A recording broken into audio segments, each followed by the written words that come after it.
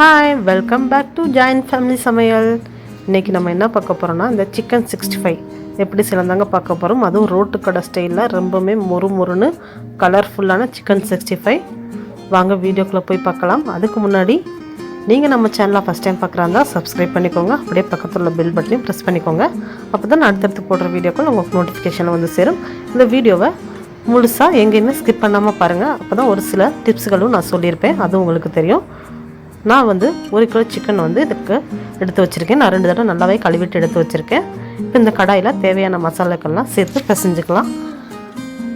இதில் வந்து ஒரு 3 டேபிள் ஸ்பூன் அளவுக்கு மைதா சேர்த்துருக்கோம். நாங்கள் ஏன் கடாயில் சேர்க்குறோன்னா, கடாய் தான் கொஞ்சம் அகலமாக இருக்கும், பிசைறதுக்கு நல்லா வசதியாக இருக்கும். அப்போ தான் சிக்கனில் எல்லா மசாலாக்களும் நல்லா ஒட்டும். அகலமான பாத்திரத்தில் நம்ம போட்டு பிசையும் போது. இப்போ இதில் வந்து 1.5 டேபிள் ஸ்பூன் அளவுக்கு அரிசி மாவும் அதிகமாக சேர்த்தா எண்ணெய் வந்து அதிகமாக குடிக்கும். அதனால தான் 1.5 டேபிள் ஸ்பூன் அளவுக்கு மட்டும் சேர்த்துருக்கோம். அப்புறம் கடலை மாவு ஒரு 2 டேபிள் ஸ்பூன் அளவுக்கு சேர்த்துருக்கோம்.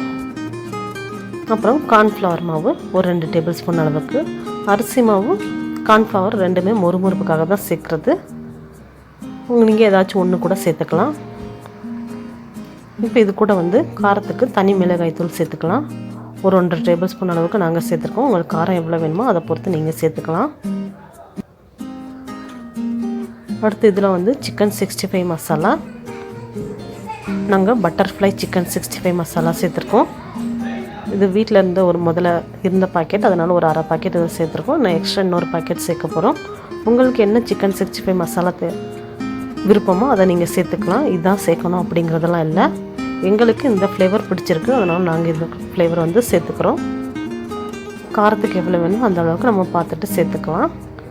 நாங்கள் வந்து 1.5 பாக்கெட் அளவுக்கு சேர்த்துக்கிறோம். ஆல்ரெடி நம்ம தனி மிளகாய் தூள் வேறு சேர்த்துருக்கோம். இந்த மாதிரி மசாலாக்கெல்லாம் சேர்த்து எல்லா மாவெல்லாம் சேர்த்து செய்யும்போது தான் ரோட்டு கடை ஸ்டைலில் ரொம்பவே சூப்பராக வரும். நான் சொன்னேன்னா பட்டர்ஃப்ளை சிக்கன் மசாலா, அது இதுதான்.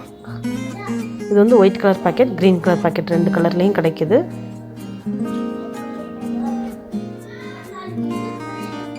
இப்போ இது கூட வந்து நாங்கள் இஞ்சி பூண்டு பேஸ்ட் வந்து சேர்க்க மாட்டோம். ஏன்னா இஞ்சி பூண்டு பேஸ்ட் சேர்க்கும் போது எங்களுக்கு வந்து மசாலா வந்து அடியில் ஒட்டுது எண்ணெயில் பொரிக்கும் போது, அதனால நாங்கள் சேர்க்குறதில்ல. இப்போ இது கூட வந்து ஒரு முட்டையை வந்து உடச்சி ஊற்றிக்கலாம். உங்களுக்கு விருப்பம் வந்து 2 முட்டை கூட உடச்சி ஊற்றிக்கலாம் 1 கிலோ சிக்கனுக்கு. எங்களுக்கு இதே கரெக்டாக போதுமாக இருக்கும். அதனால் நாங்கள் இந்த அளவுக்கு ஒரே ஒரு முட்டை மட்டும்தான் சேர்த்துருக்கோம். நெக்ஸ்ட் இது கூட வந்து தயிர் சேர்த்துக்கலாம். தயிர் சேர்க்கும்போது வந்து சிக்கன் வந்து நல்லா சாஃப்டாக இருக்கும். சிக்கன் பொரிச்சிட்டு நம்ம சாப்பிடுவோம் இல்லையா, அப்போ வந்து சிக்கன் வந்து நல்லா சாஃப்டாக இருக்கும். மேலே இருக்கிற மசாலாக்கெல்லாம் வந்து நல்லா மொறுமொறுக்கும். அதனால் இது கூட வந்து ஒரு அரை கப் அளவுக்கு மட்டும் நம்ம வந்து தயிர் சேர்த்துக்கலாம். தயிர் வந்து எடுத்துகிட்டு வர போயிருக்காங்க, அக்கா எடுத்துகிட்டு வந்துட்டாங்க.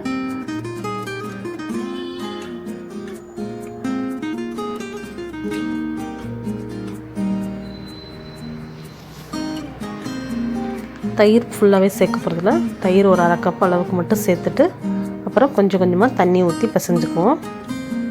இதில் வந்து நாங்கள் இன்னும் உப்பும் ஆட் பண்ணலை. இது பிசைஞ்சிட்டு டேஸ்ட் பார்த்துட்டு அப்புறமேல உப்பு ஆட் பண்ணுவோம். அதே மாதிரி எலுமிச்சம்பழமும் சேர்க்கலை, பிசைஞ்சிட்டு தேவைப்பட்டால் மட்டும்தான் எலுமிச்சம்பழம் சேர்த்துப்போம். ஏன்னா தயிரோட புளிப்பு எவ்வளோ இருக்கோ அந்த அளவுக்கு பார்த்துட்டு தான் எலுமிச்சம்பழமும் உப்பும் சேர்த்துக்கணும். இப்போ இது கூட கொஞ்சமாக தண்ணி சேர்த்து தண்ணி தெளித்து மாவு வந்து பிசைஞ்சுக்கணும். பாருங்க, கொஞ்சம் கொஞ்சமாக தண்ணி தெளித்து தான் பிசைவாங்க, அதிகமாக சேர்க்க மாட்டாங்க. இப்போ இதில் வந்து நம்ம சிக்கனை சேர்த்துக்கலாம். மாவெல்லாம் நல்லா பிசைஞ்சிட்டாங்க. வந்து உப்பு கொஞ்சம் பத்தலை, டேஸ்ட் பார்த்தாங்க, அதனால் உப்பு கொஞ்சம் சேர்த்துருக்காங்க. சேர்த்து பிசைஞ்சிட்டு இதில் வந்து சிக்கன் சேர்த்துக்கிறாங்க. தண்ணி இல்லாமல் நல்லா பிழிஞ்சிட்டு சிக்கனை சேர்த்துக்கணும். ஆல்ரெடி நம்ம மாவெல்லாம் பிசைஞ்சிட்டோம், இல்லைன்னா நம்ம தண்ணியாக போயிடும். இதுக்கு மேலே மாவுகளும் அதிகமாக சேர்த்தா டேஸ்ட் நல்லா இருக்காது.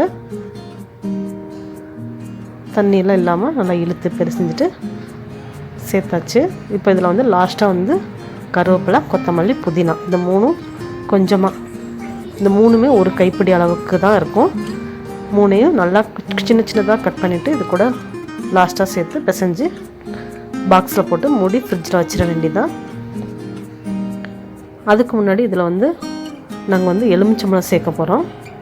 இந்த பாக்ஸில் சேர்த்துட்டு அப்புறம் தான் நான் டேஸ்ட் பார்த்தோம். அதனால் அதுக்கப்புறமா சேர்த்துக்கிட்டோம். ஒரு அரை எலுமிச்சம்பழம் மட்டும் சேர்த்துக்கிட்டோம். சேர்த்து எல்லாத்தையும் நல்லா மிக்ஸ் பண்ணி விட்டு ஒரு மணி நேரம் வந்து இது வந்து ஊறணும். அப்போ தான் டேஸ்ட் நல்லாயிருக்கும். அரை மணி நேரம் வந்து ஃப்ரிட்ஜில் வச்சு மூடி வைக்கணும். இப்போ வந்து எலுமிச்சம்பழம் ஊற்றி நல்லா பிசைஞ்சிட்டேன். இதை வந்து தூக்கி ஃப்ரிட்ஜில் வச்சிடலாம். ஒரு அரை மணி நேரம் வந்து ஃப்ரிட்ஜிலே இருக்கட்டும்.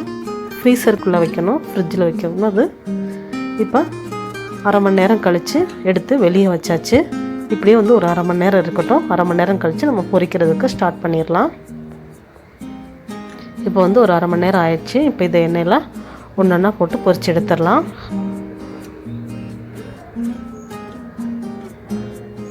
கை ஒன்றா ஸ்பூன் எடுத்து போடுறதுக்கு அக்கா டைம் ஆயிடுதுன்னு சொல்லி கையிலே போட்டாங்க. கையில் போடுறது தான் நல்லதும் கூட. நம்மளுக்கு இன்னும் கரண்டியை பொறுத்த விட நம்ம கை தான் ரொம்ப க்ளீனாக இருக்கும். நம்ம அடிக்கடி கை கழுவிக்குவோம். பாருங்கள், ஒரு பக்கம் நல்லா பொரிஞ்சிருச்சு. இன்னொரு பக்கம் திருப்பி போட்டு நல்லா மொறுன்னு சிக்கன் வந்து ரெடி ஆயிடுச்சு ரோட்டுக்கடை ஸ்டைலில். இப்போ இதை வந்து எடுத்துடலாம். இதே மாதிரி நீங்களும் உங்கள் வீட்டில் செஞ்சு பாருங்கள். செஞ்சு பார்த்துட்டு எப்படி இருக்குன்னு கமெண்ட் பண்ணுங்கள்.